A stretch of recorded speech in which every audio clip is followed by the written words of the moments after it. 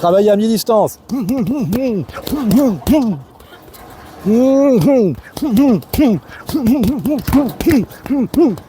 Ça, c'est de la boxe. Hein, c'est pas... Bon, à la Soral, on est où là?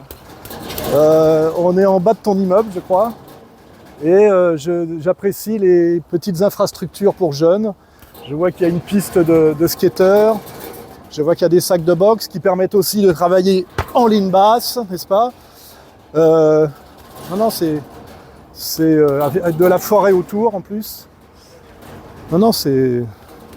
On aimerait qu'il y ait la même chose dans nos cités de banlieue. Hein.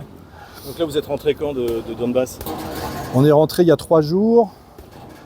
On est resté 1 semaine là-bas, ce qui permet de faire à la fois la découverte de la réalité du Donbass, où on découvre effectivement que nous avons là-bas des patriotes, plus que russes même, je dirais soviétiques, qui sont très contents que la mère patrie soit venue les secourir. Hein, donc il n'y a pas d'ambiguïté, enfin, j'avais déjà la culture, mais on peut le vérifier. Qu'est-ce qui m'a marqué, c'est le standard physique des types. Bon, on est dans une région minière. Il faudrait quand même que Macron se déplace pour voir un peu ce que c'est que les Russes du Donbass, déjà, pour pouvoir réfléchir à son envie de leur faire la guerre. On est quand même là face à du très costaud, hein, du très costaud. Et puis avec cette belle mentalité que j'aime bien, moi qui ai été au Parti communiste, tu sais, cette mentalité collective, tu vois, cette mentalité sociale des gens issus du travail dur, quoi. Et donc ça a été une belle expérience.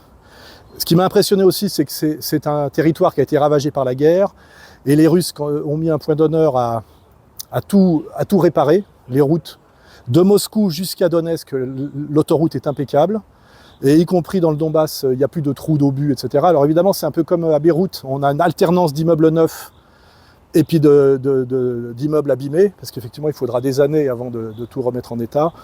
Mais on voit vraiment que les habitants du Donbass ont une raison supplémentaire de se sentir patriotes russes, c'est qu'ils avaient été déjà abandonnés avant d'être martyrisés par le pouvoir ukrainien, c'est-à-dire que toutes les infrastructures étaient délabrées, et que le pouvoir russe a mis un point d'honneur à mettre les investissements qu'il fallait pour que tout fonctionne à nouveau.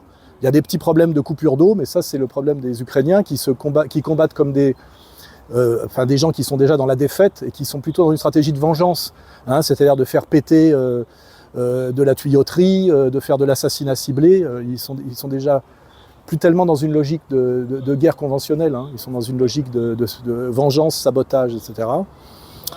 Et puis, alors quand on rentre à Moscou, on voit vraiment que c'est une mégapole mondiale, quoi. On a le sentiment à Moscou aujourd'hui qu'on pouvait avoir, je pense, quand on allait à New York dans les années 70 ou 80. On a vraiment un basculement du monde, à mon avis, de l'ouest vers l'est. On est vraiment dans le Far East, hein. C'est-à-dire qu'aujourd'hui, un jeune qui a envie d'avoir un avenir, s'il est, on va dire, blanc, s'il est caucasien, il a de bonnes chances de partir vers l'est, et notamment en Russie, d'autant plus que la Russie a un seul handicap aujourd'hui, c'est sa faiblesse démographique. Donc je pense que pour un caucasien, c'est le cas de le dire, qui veut avoir un avenir et qui n'en peut plus de la France, hein, du chaos qui est la France aujourd'hui, partir à l'est et notamment à Moscou et se donner un avenir exactement comme dans le temps on avait le rêve américain. Je crois que l'avenir c'est le rêve russe. Voilà. Bon, ben ça moi je le savais par mon travail, je dirais, journalistique et théorique, mais c'est bien de venir le valider par le réel. Ici, il n'y a pas de délinquance. La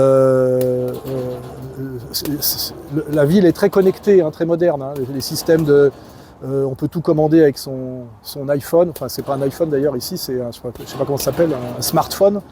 Et de ce point de vue-là, de point de vue de la modernité, la Russie est plus en pointe que là d'où on vient, de l'Occident.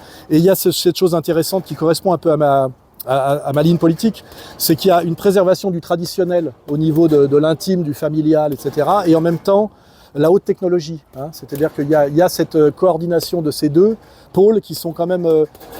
qui produisent la qualité de la vie. Hein, c'est-à-dire du traditionnel au niveau de la famille, de la relation aux enfants, donc de la relation aussi à la bonne éducation, à la délinquance, etc. Et en même temps, une ville hyper moderne sur le plan notamment de tout ce qui est électronique, connecté, etc. Donc on prend une leçon hein, pour les gens qui pensent encore que Paris est la ville lumière. J'imagine les touristes qui vont à Stalingrad ou sur la montagne du Krak, c'est la ville lumière, elle est ici. D'ailleurs, au vrai sens du terme, hein, la nuit, on voit qu'il y a beaucoup d'argent à Moscou, dans le municipal, je dirais, tout est éclairé. Tous les immeubles sont systématiquement repeints avec ces magnifiques couleurs russes traditionnelles, couleur lavande, couleur menthe, etc.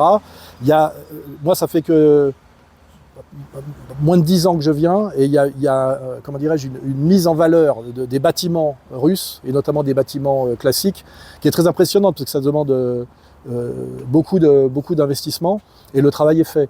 On voit vraiment que Moscou essaye de se hisser, comment dirais-je, de se trouver au niveau de son statut aujourd'hui de capitale mondiale. Hein. Je pense que ça doit être pareil si on va dans des grandes villes chinoises. Voilà, tout se déplace à l'est en ce moment, c'est évident. Hein. Un déménagement en vue ? Je suis obligé de commencer à y penser vu les persécutions que je subis en France et même en Suisse. Alors pour l'instant, il y a l'âge, je commence à être un peu vieux hein, pour changer de vie. Il y a la barrière du cyrillique et de la langue, mais si j'étais plus jeune et s'il n'y avait pas ce problème, je serais déjà en train de faire mes valises. Hein. Mais j'ai quand même aussi un combat à mener du côté occidental, avec peut-être même une dimension un peu sacrificielle. Donc je vais voir, moi je crois beaucoup, je suis comme Jovanovic, je crois aux anges gardiens et je crois beaucoup au destin. Donc je verrai ce que le sort me réserve. Hein, voilà. Mais franchement, ça donne envie. Voilà, ça donne envie. Merci Alain Soral. Je t'en prie.